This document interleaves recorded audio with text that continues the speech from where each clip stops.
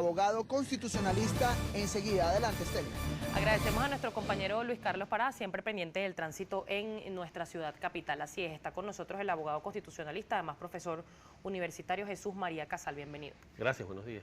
Quiero citar para usted de inmediato, para aprovechar el tiempo, profesor, nuestra página web www.globovision.com, y esto pues aprobado ayer o admitido ayer por el Tribunal Supremo de Justicia la solicitud de antejuicio de mérito a la Fiscal General de la República.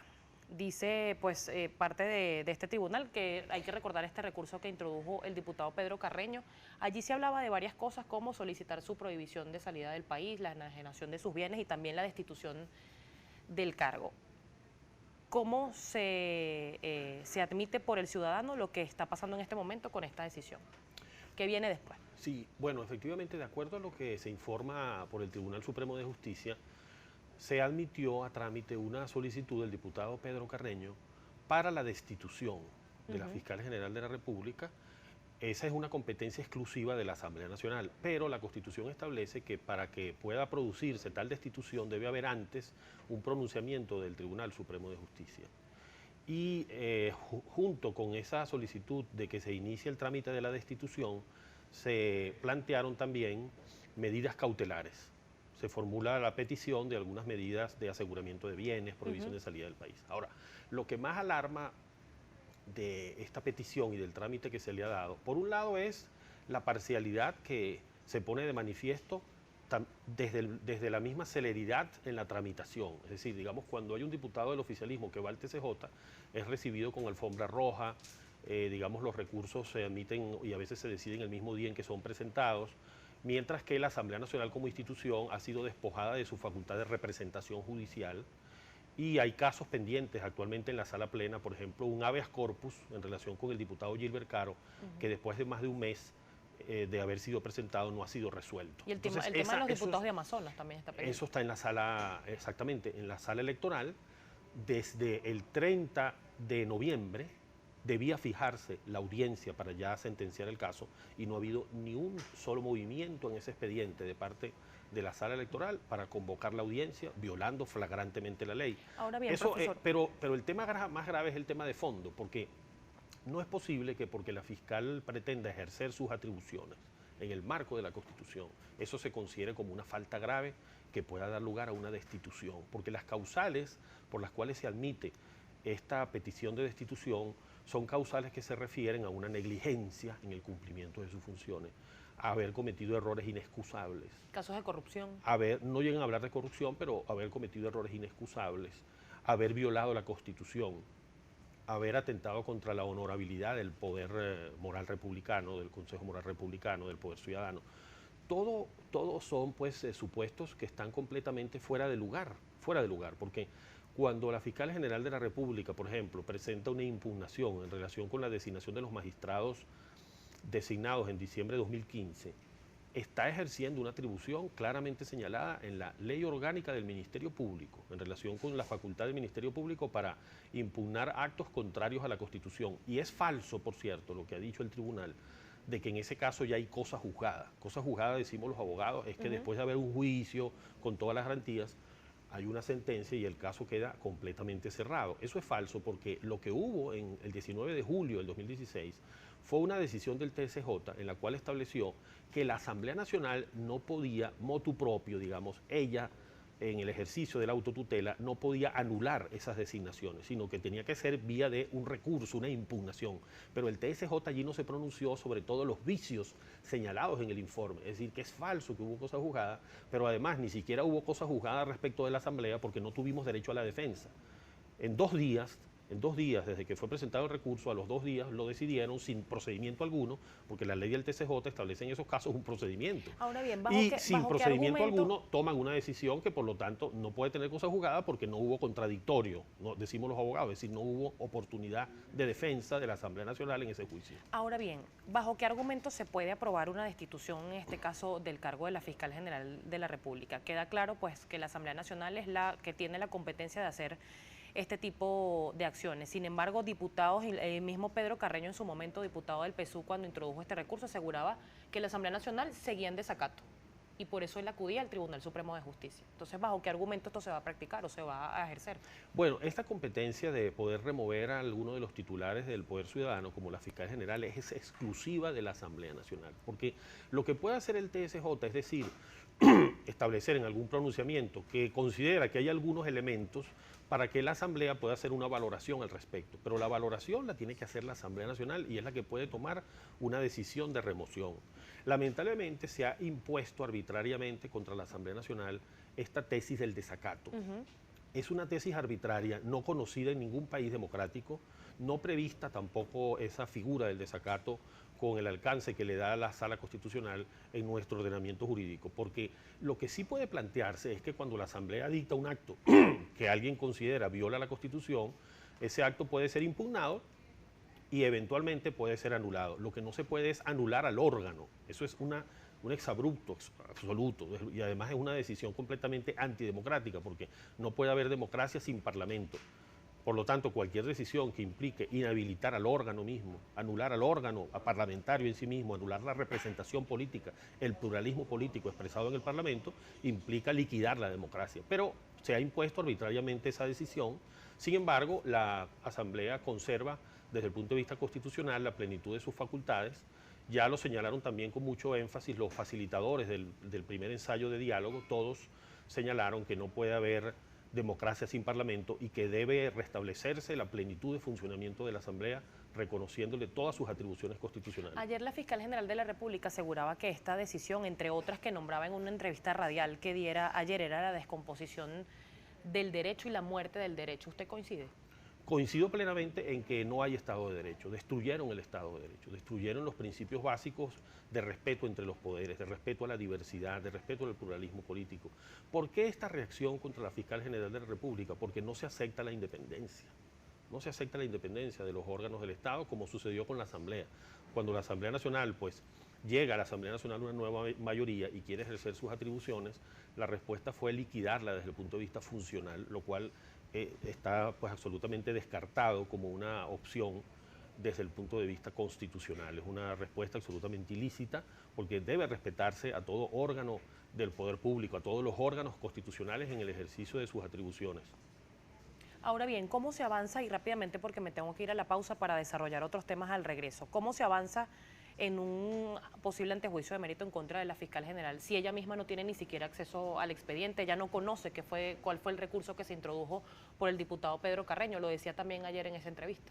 Sí. Bueno, realmente ese es otro problema, que el Tribunal Supremo de Justicia mantiene mucha opacidad en relación sobre todo con las decisiones más delicadas que ha tomado. Por ejemplo, los expedientes donde se dictaron las sentencias 155 y 156 que dieron lugar a esa denuncia de ruptura del orden constitucional, no los muestran, son expedientes clandestinos. Ha habido denuncias muy graves de que hay elementos legales indispensables que faltan para que una decisión sea válida, que se ha denunciado, se han omitido esos requisitos en esas sentencias y no es posible verificarlo porque esos expedientes de manera sistemática, cuando los abogados comparecen al tribunal a solicitarlos, pues dicen que están bajo reserva. Todo eso pues es violación flagrante de la publicidad que debe regir los procesos. Y en este caso, digamos, del procedimiento contra la fiscal, pues deberían cumplirse todas las garantías de la notificación. Por supuesto, debe la fiscal tener acceso a toda la información antes de que sea requerida su presencia, pero hay un tema previo muy delicado, que es el de que es inaceptable que el ejercicio de la función constitucional sea considerado como una posible falta grave. En sí mismo, eso es algo que el Tribunal Supremo en ningún caso ha debido admitirlo, porque es un contrasentido. Fíjese que el tribunal, en sentido totalmente contrario a lo que decidió allí, cuando la fiscal general de la República presentó el antejuicio, una solicitud de antejuicio de mérito, cuando fue ella la que lo presentó en relación con posibles delitos cometidos por ellos, en el caso de la sentencia 155, 156 y otras, pues de plano desecharon ese recurso y no solamente lo desechan de plano, sino que se garantiza su propia impunidad de sus colegas magistrados que participaron en esas decisiones, dictando el sobreseimiento, a pesar de que incluso si ellos consideraban que allí no se habían presentado suficientes elementos de prueba, elementos fácticos, pues ellos debían dejar abierta la posibilidad de que con mayores elementos a futuro se pudiera llevar adelante alguna investigación. Bien, vamos a hacer una pausa comercial, profesor, y quiero que conversemos al regreso sobre la Asamblea Nacional Constituyente y esta solicitud también, además, que va a hacer la Universidad Católica Andrés Bello a la Asamblea Nacional para una legislación para defender precisamente la Constitución. Estamos junto al profesor y abogado constitucionalista Jesús María Casal, además asesor jurídico de la Asamblea Nacional. Ya venimos.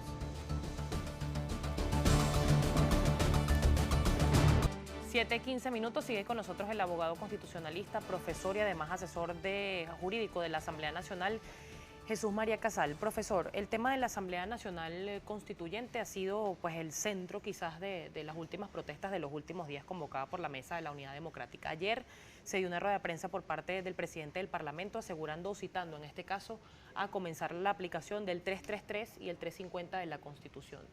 ¿Qué abarcan estos artículos? Bueno, el 333 se refiere a que toda persona tiene la obligación de contribuir al restablecimiento de la vigencia de la Constitución cuando se pretende derogar o modificar la Constitución por vías diferentes a las que ella contempla.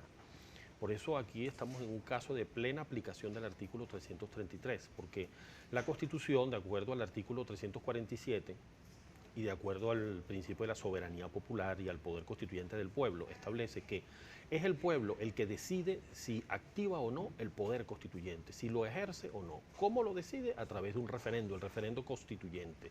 Sabemos que ese referendo fue omitido y el presidente está usurpando la facultad del pueblo de ejercer el poder constituyente cuando él mismo convoca la constituyente. El artículo 348 no lo faculta para convocar la constituyente, sino se refiere a la iniciativa de convocatoria. El pueblo venezolano, todos los ciudadanos tenemos esa facultad de decidir si ejercemos o no el poder constituyente y en qué términos.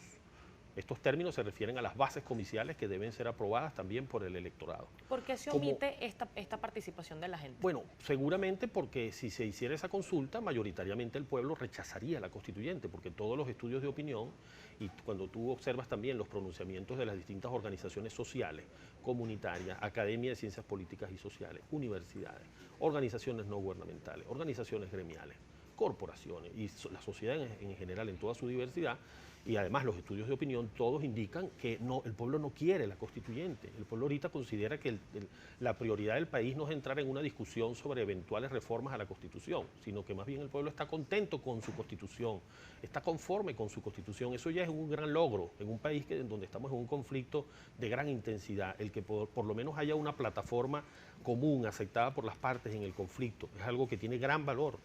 Si tú comparas con otros procesos de conflicto político. Eso es una gran conquista que está ahora en entredicho. Se pone en entredicho cuando contra el pueblo, sin pueblo y contra el pueblo, se quiere llevar adelante un proceso constituyente. ¿Está en riesgo la democracia participativa? Bueno, por supuesto, porque la manera como se convoca la constituyente niega la democracia participativa. La esencia de la democracia participativa implica que las decisiones de gran trascendencia debe adoptarlas el pueblo.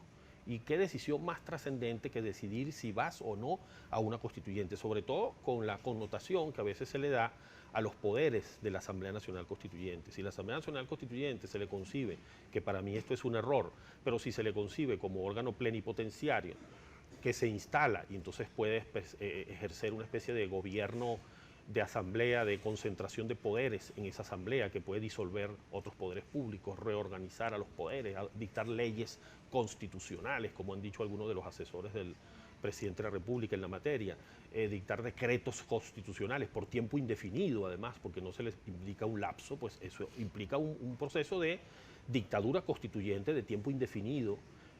Una decisión que, como decía, pues desde mi punto de vista, conceptualmente es inaceptable que un órgano así pueda instalarse, pero dado en todo caso la trascendencia del papel de una Asamblea Nacional Constituyente, incluso bien concebida, es lo natural, es algo elemental.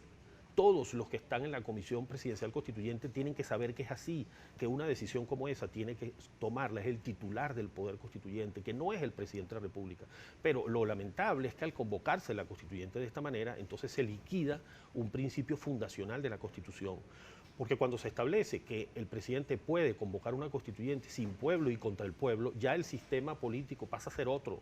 radicalmente, ya está destruida la base fundacional de la propia Constitución de 1999, y también cuando se establece un sufragio sectorial, cuando se quiere manejar a capricho el sistema territorial para negar la representación proporcional.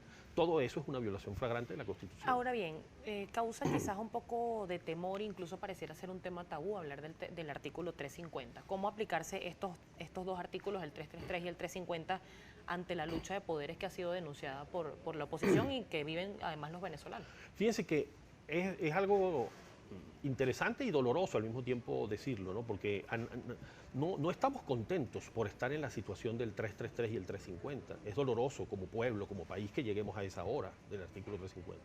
El artículo 350 es un artículo que cuando se elaboró fue pensado sobre todo para indicar los límites de cualquier proceso constituyente, a partir de lo que fue la base comicial octava del proceso de 1999. Y dentro de esos límites están los principios democráticos, como precisamente la necesidad de consultar al pueblo, la garantía de los derechos humanos y su progresividad, que es otro de los argumentos que ha presentado con mucha fuerza la Fiscal General de la República. Este proceso es regresivo, porque ya en el año 1999 se hizo un referendo y el pueblo se activó para ejercer su poder constituyente. Luego se desarrolló el proceso constituyente a través de la Asamblea Nacional Constituyente y hubo un referendo final de aprobación de la Constitución. Ese es, digamos, el piso, el mínimo, a partir del cual tú puedes establecer procedimientos más democráticos, pero no puedes adoptar una medida regresiva, tan regresiva, que niega un derecho inherente al ser humano, reconocido así en 1999 por la Corte Suprema de Justicia, que fue denominado el derecho humano al referendo. Así fue como lo denominó la Corte Suprema de Justicia en relación con el referendo previo. En relación con el referendo previo que no se hizo, que no se está haciendo ahora, la Corte Suprema de Justicia dijo que ese era un derecho inherente al ser humano al referendo. Ahora bien, este argumento que utiliza el gobierno nacional, y lo ha dicho el exministro de Comunas Aristóbulo Istúriz, lo ha dicho otros dirigentes, que no se asume o que no se presenta el referéndum consultivo porque la Constitución del 61 no avalaba o no tenía incluida la Asamblea Nacional Constituyente. ¿Es un argumento válido o es un argumento político? No es válido, porque más bien es una contradicción. Es decir, ¿cómo es posible que cuando estábamos en un esquema de democracia representativa, allí, bajo ese esquema de democracia representativa, interpretando sin embargo que había un principio de soberanía popular, se concluyó que debía hacerse un referendo para preservar ese derecho humano al referendo? ¿Cómo es posible que ahora, bajo el esquema de democracia participativa, ese derecho haya desaparecido, cuando es todo lo contrario? Es decir, una vez que se reconoce el poder constituyente, pues tendría que ejercerse de manera más vigorosa, con una participación más protagónica, con lo cual es un planteamiento absolutamente contradictorio. Ahora bien, y no quiero dejar pasar este tema, ayer hubo un foro en la Universidad Católica Andrés Bello. Se va a solicitar además a la Asamblea Nacional legislar para defender la Constitución. ¿Cuál es la solicitud específica? Sí, es una solicitud muy interesante que han presentado las autoridades, los estudiantes, los profesores, en el sentido de que la Asamblea dicte algún acto legislativo, bien sea acuerdo, bien sea ley, algún acto legislativo para establecer pautas para la ciudadanía en relación con el artículo 333 de la Constitución, porque como el artículo 333 señala que es un deber de toda persona contribuir al restablecimiento de la plena vigencia de la Constitución, pues lo que han planteado allí los estudiantes, profesores, autoridades, es que se definan cuáles pueden ser esos mecanismos para la aplicación del artículo 333, mecanismos todos pacíficos, constitucionales, así lo han exigido ellos, que permitan la aplicación del artículo 333 y que puedan orientar a los distintos sectores sociales, porque ellos indican que en diversos foros que han sostenido reuniones con las comunidades han encontrado esa preocupación de que quieren que existan algunas directrices para la actuación ciudadana en el marco del 333. ¿Cuándo se presenta? Eso próximamente van a reunirse con la directiva de la Asamblea Nacional para luego la directiva considerar pues cuándo lo puede llevar a la plenaria. Profesor, muchísimas gracias. A la orden. Estábamos conversando con el profesor universitario, asesor jurídico de la Asamblea Nacional, además abogado constitucionalista, Jesús María Casal. Son las 7:24 minutos. Vamos contigo, Marjorie, información internacional.